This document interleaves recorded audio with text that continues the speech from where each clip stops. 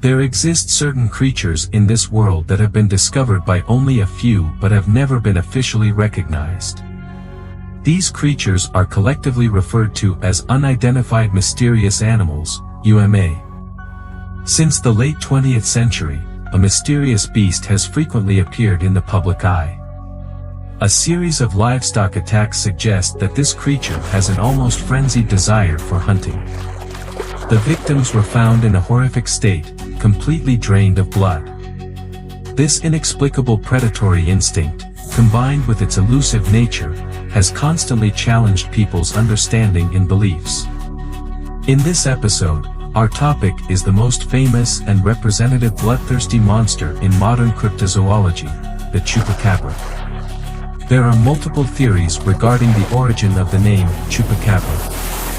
However, the most popular explanation is that it was coined by Puerto Rican broadcaster Silvio Perez, who participated in the initial media coverage of the phenomenon. The term can be broken down into two Spanish words, chupa, meaning to suck, and cabra, meaning goat, which led to the creature's infamous nickname, the goat sucker. Over time, the image of the Chupacabra has evolved, transforming into a diverse and varied alien-like entity. However, the most widely known and original description of this creature portrays it as a bipedal reptilian humanoid, though sometimes it moves on all fours. It stands about 3 to 4 feet, 0.9 to 1.2 meters, tall, has a grotesque face with a mouth full of sharp fangs, and black or glowing red eyes. Its body is covered in dark brown, leathery skin, and along its back, from the head to the thick neck, extends a row of sharp spines. Some descriptions suggest that these spines are not actual spines but rather a crest or large wings. Even more bizarre accounts claim that the Chupacabra has a special retractable proboscis in its mouth, which it uses to suck the blood of its prey or even extract specific organs from within. Because sightings of the Chupacabra have been so numerous and varied, the above description is a composite derived from the testimonies of multiple witnesses. The difficulty in verifying and categorizing these reports has only deepened the mystery surrounding the creature. To explore this phenomenon further, we will primarily reference the book Tracking the Chupacabra, 2011, by American paranormal investigator Benjamin Radford and examine some of the most notable related incidents. Currently, it is widely believed that the earliest reports of the Chupacabra date back to the 1970s. On February 25, 1975, El Vocero, a Puerto Rican newspaper, reported a disturbing event in the western town of Moca, where 15 cows, 3 goats, 2 geese, and a pig were found dead under mysterious circumstances. The victims had been drained of blood and bore puncture wounds caused by a sharp object. The attacks did not stop there. Over the next 2 weeks, 2 farmers reported that their cattle and chickens had been slaughtered. By the end of March 1975, El Nuevo Dia reported that at least 107 animals had died due to similar attacks in Moca. As media attention grew, the unknown predator was given a chilling name, the Vampire of Moca. Similar livestock deaths soon spread to central and eastern Puerto Rico, including Corozal, San Juan, and Fajardo. The earliest newspaper reports I could find date back to mid-March 1975. Interestingly, in addition to articles about the mysterious vampire, there were also reports of UFO sightings and strange flying creatures. By late June 1975, the attacks began to decrease. After July, no further livestock deaths matching this pattern were reported.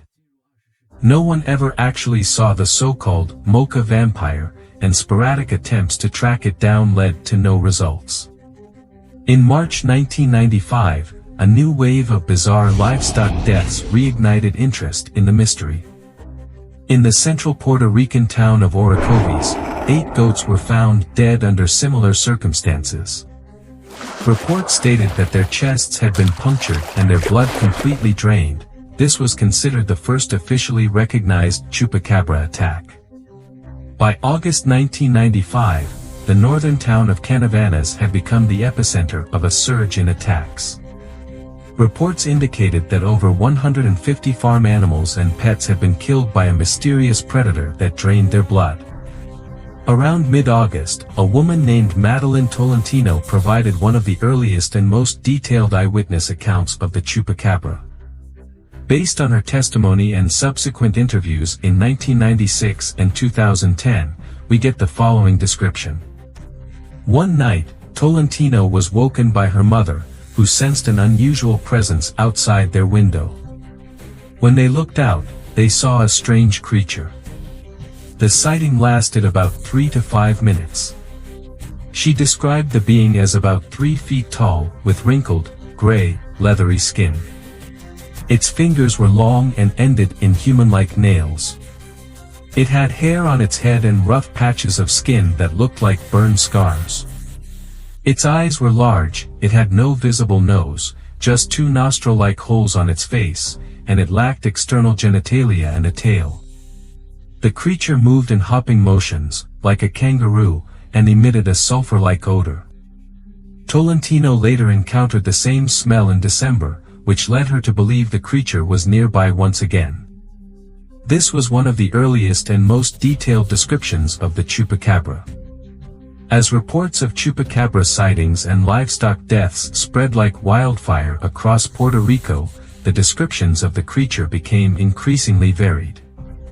A man named Jose Ostos claimed to have seen a 3-foot-tall creature with dinosaur-like legs, short front limbs, and powerful hind legs. In Dorado, a man named Mexico reported that the creature had giant green eyes that turned red when looking directly at someone.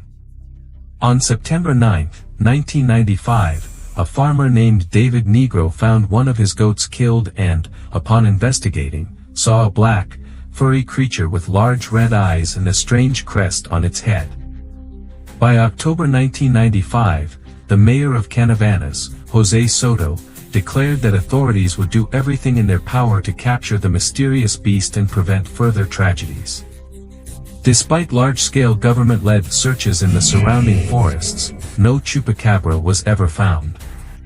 The Department of Agriculture later announced that no abnormalities were found in the animal corpses, aside from a missing chicken organ.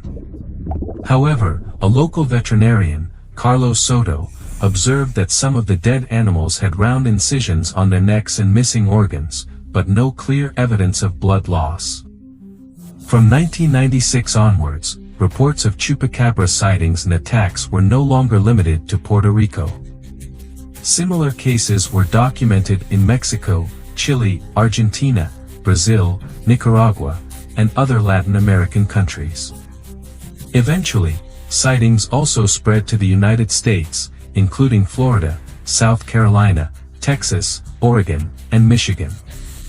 Over the years, theories about the Chupacabra have evolved, with some claiming it to be a supernatural entity or even an alien hybrid experiment.